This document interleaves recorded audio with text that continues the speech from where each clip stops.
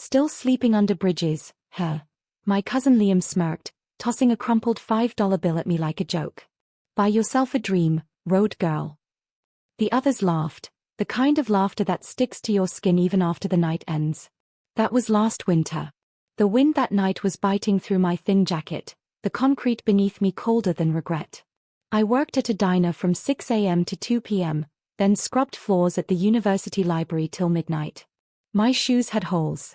My hands smelled like bleach and coffee. HY everyone, my name is Alyssa Grant, I'm 23.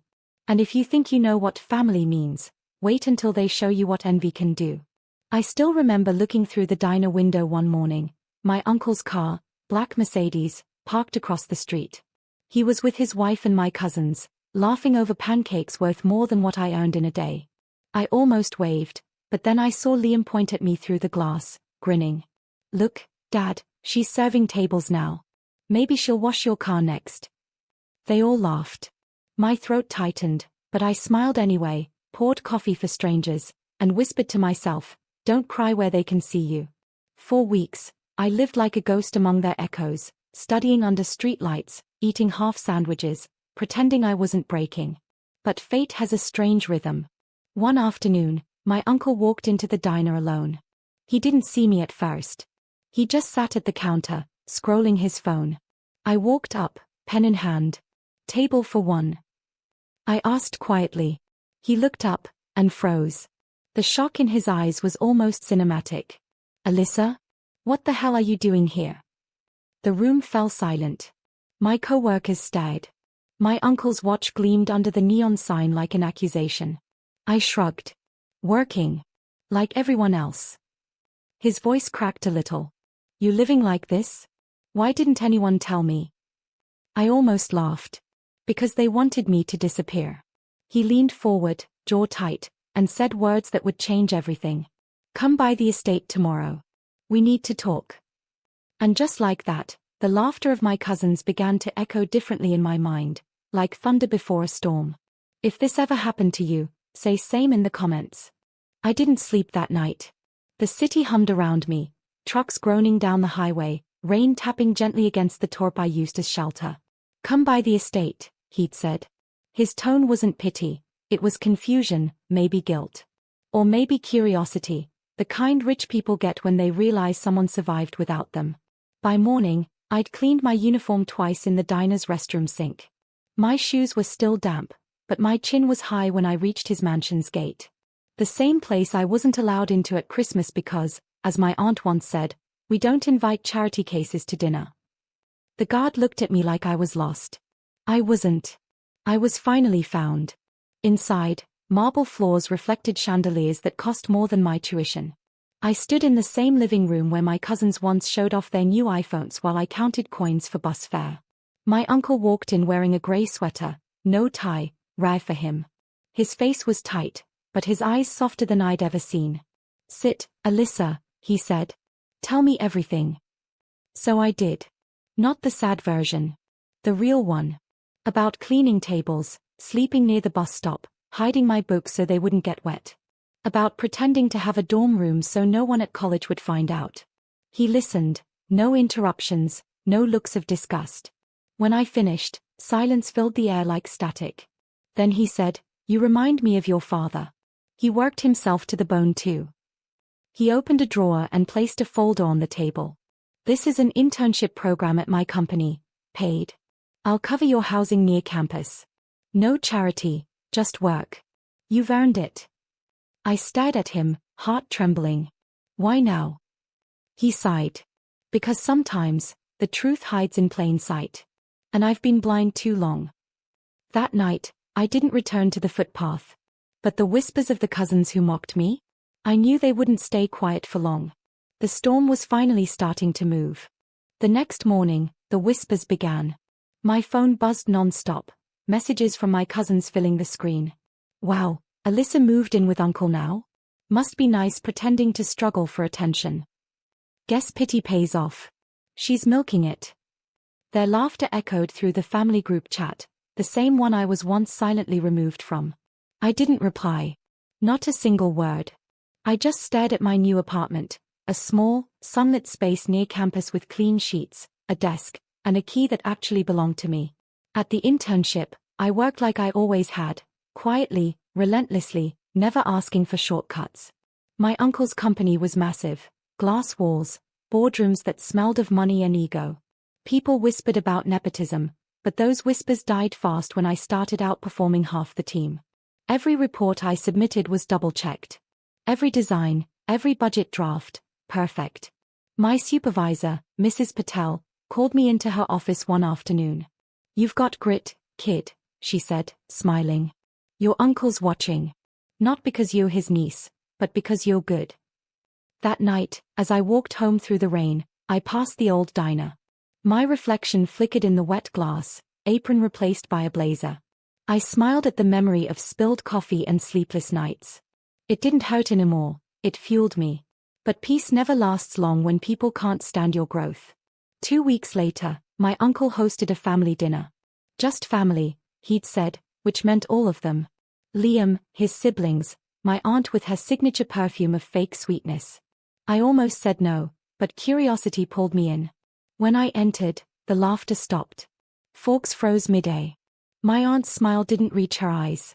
"Oh look, it's our little Cinderella," she said softly. "Enjoying the castle before midnight." I smiled back, calm and unshaken. "Actually, I work here now. Midnight's long gone." The room went silent. My uncle's eyes met mine, proud, quiet, deliberate. That was the moment I realized, this wasn't about revenge anymore. It was about revelation. Dinner felt like sitting inside a slow-burning fuse. The table glittered with silverware and unspoken tension. My cousins were dressed like they were auditioning for a magazine spread, but their smiles cracked every time my uncle praised me. He introduced me formally, not as Alyssa, the niece who fell behind, but as Alyssa Grant, one of our most promising new associates. I caught the flicker in Liam's eyes, the same eyes that once rolled when I offered him half of my paycheck to cover a loan. My aunt lifted her wine glass. "It's wonderful she's getting some help. But I hope it's temporary, Harold. Kids need to learn independence." I almost laughed. Independence? I had learned it sleeping on a sidewalk while her son crashed luxury cars every 6 months. My uncle's voice cut through the tension. "She doesn't need help, she's earned every bit of it." The air went heavy. Liam scoffed under his breath. "Yeah, sure, the charity project turned Employee of the Month." Something in me clicked. Not anger, not pride, something colder. I turned to him and said softly, "You'd be surprised what people can achieve when no one's buying them shortcuts." He went pale. My uncle's gaze shifted between us, thoughtful, calculating. "Alyssa," he said after a pause, "how would you feel about managing next quarter's youth outreach campaign? It's a flagship program." The room froze. That project was what Liam had been begging for all year. "I'd be honored," I replied. My aunt's glass hit the table a little too hard. "She's not qualified," she snapped. My uncle looked at her calmly. "She's the only one here who knows what struggle looks like." That night, I walked home in silence. The moonlight followed me like a witness. On my phone, another text from Liam. "Enjoy your spotlight, road girl. Let's see how long it lasts." I stared at the message, the corners of my lips lifting. Oh, it would last. And it would shine so bright, they'd have to squint to look at me. The next few weeks felt like stepping into a battlefield dressed in grace.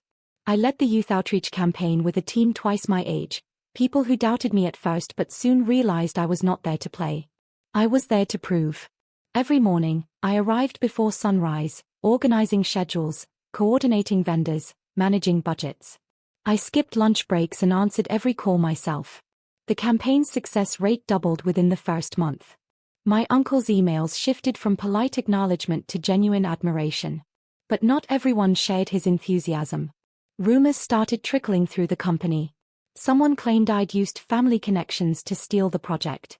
Then a report went missing, one I had personally finalized. Liam worked in the same building under the marketing division. I didn't want to believe he'd stoop that low, but when I checked the logs, the edits were traced to his account. I didn't report it. Not yet. I wanted to see what kind of snake I was dealing with. At the next meeting, when my uncle asked for updates, Liam interrupted. Funny thing, Uncle, Alyssa's report vanished. Maybe she's still learning how to handle real responsibility. I met his smirk with silence. Then I opened my laptop and projected a backup version of the report onto the screen. Time-stamped, complete, flawless. You mean this report? I said quietly. The room buzzed. My uncle's eyes narrowed. How did your credentials end up accessing her files, Liam? He stammered. My aunt jumped in. It's a misunderstanding, Harold. But the damage was done. I didn't need to raise my voice. Truth, when timed right, is louder than shouting. After the meeting, my uncle stopped by my desk. You handled that with composure, he said. Your father would have been proud. As he walked away, I caught Liam's reflection in the glass wall, a mixture of anger and something new, fear. For the first time, I realized revenge didn't always need fire. Sometimes, it just needed light. The campaign became a quiet storm of success. Local news outlets began covering it, and suddenly my name was in articles, from homeless student to corporate visionary.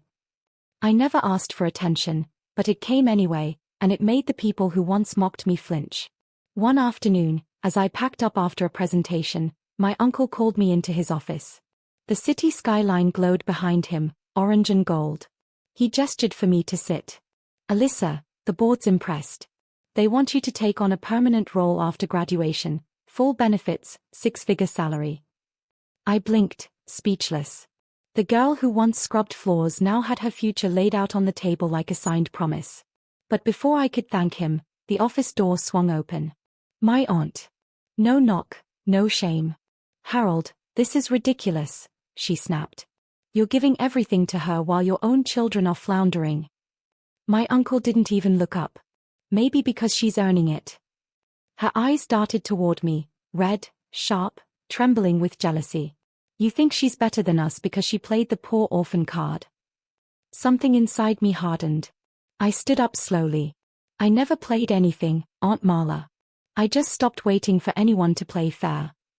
For a second, no one spoke. Then my uncle said quietly, Enough, Marla. If you can't respect Alyssa, you can leave. She turned pale, then stormed out, slamming the door behind her. The silence that followed was heavy, almost sacred. My uncle sighed, rubbing his temples. Families are complicated. But I'm proud of you, Alyssa. Don't lose yourself to their bitterness. That night, I walked along the same street where I once slept, now watching cars blur past like ghosts of my past life. The rain smelled cleaner. My hands didn't shake anymore. My revenge wasn't about payback, it was about becoming someone their cruelty couldn't define. Still, I had one final thing to do before closing that chapter, something that would remind them how tables truly turn.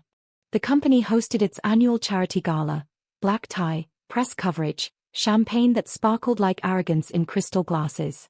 The same event I used to watch online, imagining what it would feel like to belong in a room like that. This year, I didn't just attend, I helped organize it.